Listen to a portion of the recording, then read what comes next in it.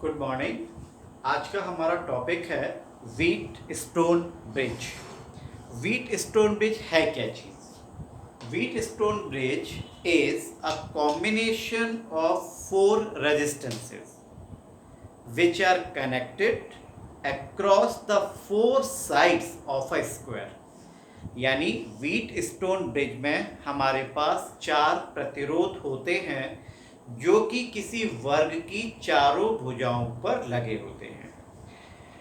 Out of which one of its diagonal there is a battery and in another diagonal there is a galvanometer, जिसके एक diagonal पर एक battery तथा दूसरे diagonal पर एक गैल्वेनोमीटर होता है। फिर से समझते हैं। Wheat stone bridge is a combination of four resistances connected across four sides of a square in which one of its diagonal there is a battery and in another diagonal there is a galvanometer। यानी wheat stone bridge में चार resistance होते हैं एक square की चारों side पर। उस स्क्वायर के एक डायगोनल पर एक बैटरी होती है और दूसरे डायगोनल पर गैल्वेनोमीटर होता है। यदि हमारा व्हीट स्टोन ब्रिज बैलेंस्ड है, ध्यान से सुनिएगा इस चीज को, when the wheat stone bridge is balanced at that time the ratio of P and Q is equals to R and S। यदि हमारा व्हीट स्टोन ब्रिज बैलेंस की कंडीशन में है तो P अपॉन Q का रेशियो R अपॉन S के बराबर होगा। उस समय जिस समय ब्रिज बैलेंस है उस समय potential at point B and potential at point D is same. क्यों? क्योंकि जिस समय हमारा पोटेंशियल पॉइंट बी पर और डी पर सेम होगा तो बी और डी वाली आर्म में कोई भी करंट फ्लो नहीं होगी, और जब कोई करंट फ्लो नहीं होगी तो गैल्वेनोमीटर में कोई भी डिफ्लेक्शन नहीं मिलेगा। गैल्वेनोमीटर है क्या चीज? गैल्वेनोमीटर एक डिवाइस है जो कि सर्किट में करंट की डायरेक्शन को बताता है। गैल्वेनोमीटर कभी करंट की वैल्यू को नहीं बताएगा, गैल्वेनोमीटर हमेशा डायरेक्शन को बताएगा कि सर्किट में करंट की डायरेक्शन किस तरफ से किस तरफ की ओर जा रही है। मैंने क्या किया, मैंने ए बी सी डी एक स्क्वायर है, ए बी आर्म पर मेरा रेजिस्टेंस है P, बी सी आर्म पर रेजिस्टेंस है Q, ए डी आर्म पर है रेजिस्टेंस R और DC आर्म पर है रेजिस्टेंस S। डायगोनल B और D के बीच में मैंने गैल्वेनोमीटर लगाया है और A और C डायगोनल के बीच में हमने एक बैटरी ली है। बैटरी से हमारी करंट निकली I। ये करंट I में से I1 करंट AB ब्रांच में चली गई। I1 करंट आ रही थी, I1 चली गई, कितनी करंट बची? I minus I1। तो I माइनस I1 करंट हमारी A से D की तरफ आ गई। अब इस I1 में से IG करंट गैल्वेनोमीटर में चली गई। तो जब I1 में से IG करंट गैल्वेनोमीटर में चली गई तो यहां पर हमारी करंट बची I1 माइनस IG।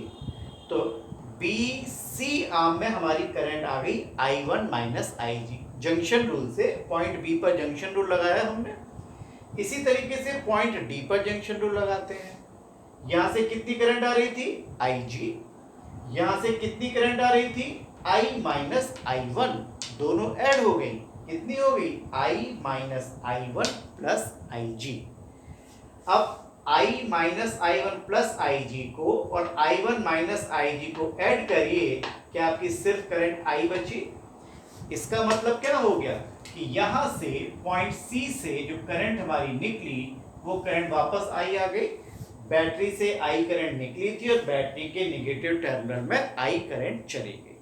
ठीक है, अब देखिए हमने क्या किया, हमने लूप लिया BADB।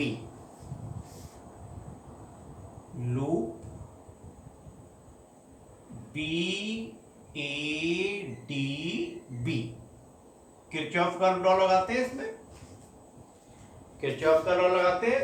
हमने हमेशा बताया था कि मैं कैसे चलना है, एंटी क्लॉकवाइज।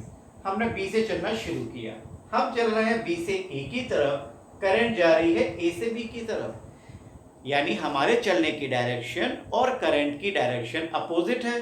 तो क्या हमारा माइनस का साइन आएगा, तो माइनस I1P,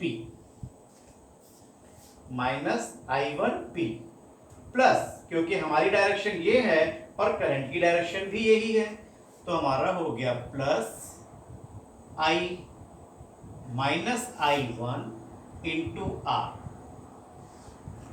ठीक है, अब हमें चलना है डी से बी की तरफ, हम तो चल रहे हैं ऊपर, करंट आ रही है नीचे। तो यदि हम मान लेते हैं कि हमारे गैल्वेनोमीटर का रेजिस्टेंस Rg है, if galvanometer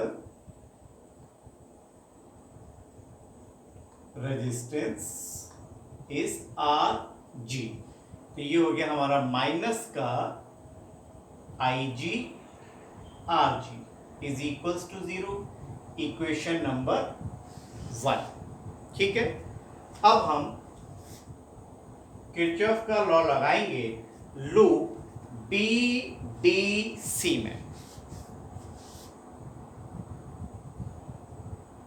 loop BDC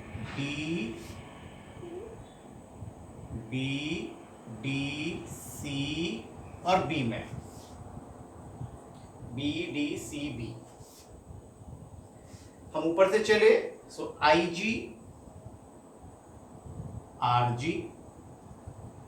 plus I minus I1 plus IG into S minus I1 minus IG into Q is equals to 0, equation number 2। ठीक है, अब देखिए हमने कहा था when the bridge is balanced, when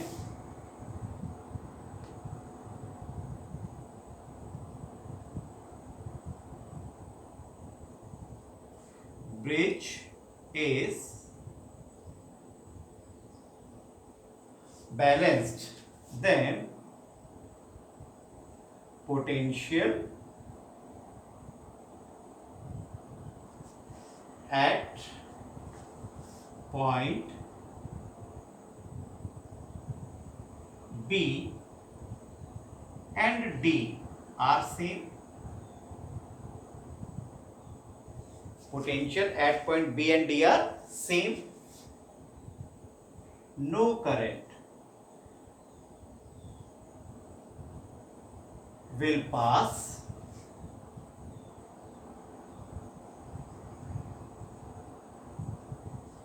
through galvanometer.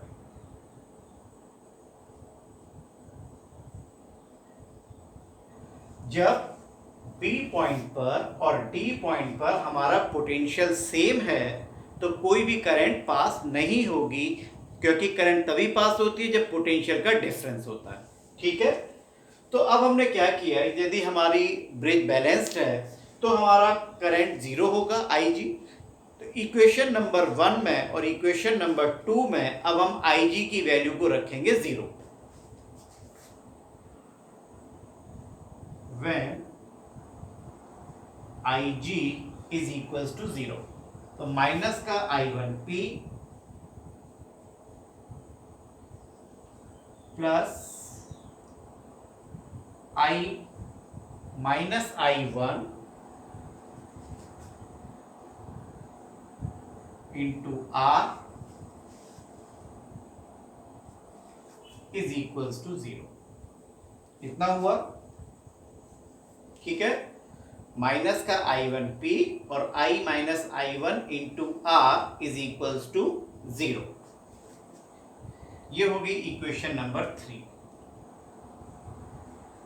इसको हम ये भी लिख सकते हैं, चलिए इसको हम लिख सकते हैं I1P is equals to I minus I1 into R, equation number 3।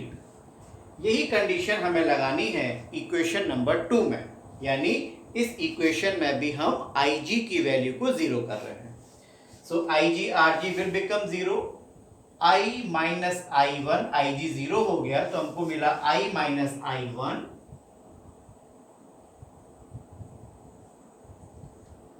Into S minus I1 cube is equals to zero. तो यहां से हमको मिला I1 cube is equals to I minus I1 into S, equation number 4। अब हम यहां पर equation 3 को इक्वेशन 4 से डिवाइड कर रहे हैं। I1P अपॉन I1 क्यूब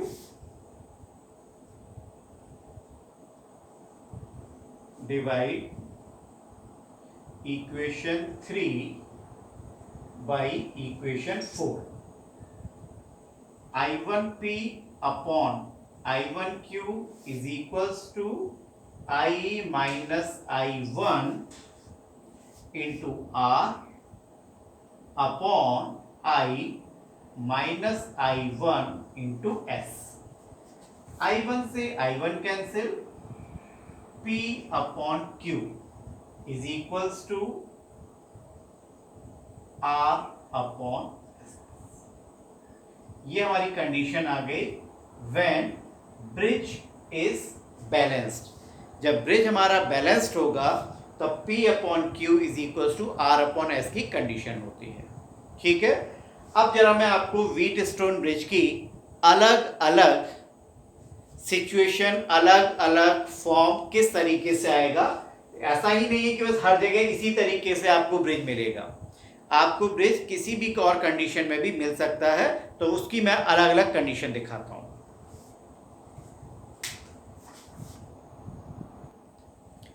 देखिए, सबसे पहला जो हमारा व्हीटस्टोन ब्रिज अभी हमने बनाया था PQRS, और बीच में गैल्वेनोमीटर की जगह हमने यहां पर एक रेजिस्टेंस दिखा दिया है T। यदि हमारा व्हीटस्टोन ब्रिज बैलेंस्ड है तो P upon Q is equal to R upon S। उस समय रेजिस्टेंस T में कोई भी करंट फ्लो नहीं होगी, और जब रेजिस्टेंस T में कोई करंट फ्लो नहीं हो रही है तो इस रेजिस्टेंस T का कोई रोल नहीं है। हम इसको हटा भी सकते हैं। जब कोई रेजिस्टर में करंट ही नहीं जा रही तो उसका कोई रोल नहीं हुआ। अब जरा देखिए, क्या P और Q सीरीज में आ गए, P एंड Q सीरीज में, R और S सीरीज में, और दोनों सीरीज में कंबाइंड होने के बाद दोनों पैरेलल में। क्या अब हम सॉल्व कर सकते हैं? तो अभी हम फिलहाल इसको यहां पे दिखा देते हैं कि ये हमारा रेजिस्टेंस है T। अब देखिए, दूसरी फिगर दिखाता हूं मैं इसी व्हीटस्टोन ब्रिज की।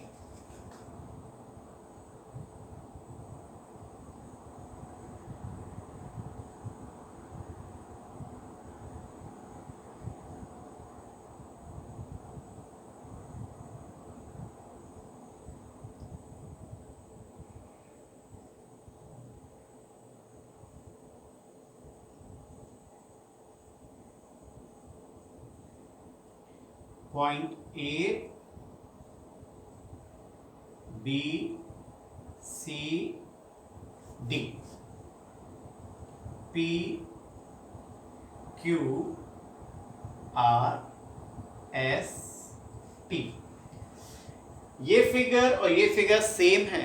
देखिए जरा, A और B के बीच में रेजिस्टेंस P है, A और B के बीच में क्या रेजिस्टेंस P आ रहा है, B और C के बीच में रेजिस्टेंस Q, B और C के बीच में रेजिस्टेंस Q, A और D के बीच में रेजिस्टेंस R, A और D के बीच में रेजिस्टेंस R, D और C के बीच में रेजिस्टेंस S, D और C के बीच में रेजिस्टेंस S, B और D के बीच में रेजिस्टेंस T, B और D के बीच में रेजिस्टेंस T। क्लियर है? यानी ये फिगर और ये फिगर एकदम एक जैसी हो गई, यानी दोनों ही हमारे व्हीट स्टोन ब्रिज की कंडीशन है। यदि यहाँ पर P upon Q R upon S के बराबर है तो आपके T का कोई रोल नहीं हुआ, आप T को हटा सकते हैं। तो क्या आपका P और Q सीरीज में, R और S सीरीज में, एंड देन पैरेलल। ठीक है, एक और देखिए।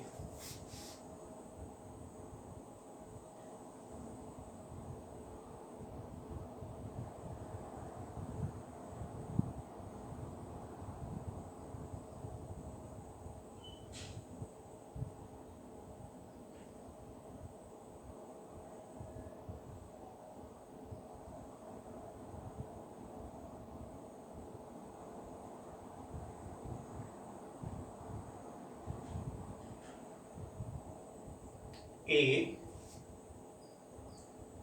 B C D P Q R S and T। देखिए जरा इस फिगर को, इस फिगर को, इस फिगर को आप देखिए, किसी भी तरीके से हर जगह से आपको सेम चीज दिखाई देगी। किन्हीं भी दो पॉइंट्स के बीच में देखिए आपको सेम चीजें मिल रही होंगी। एक और देखते हैं।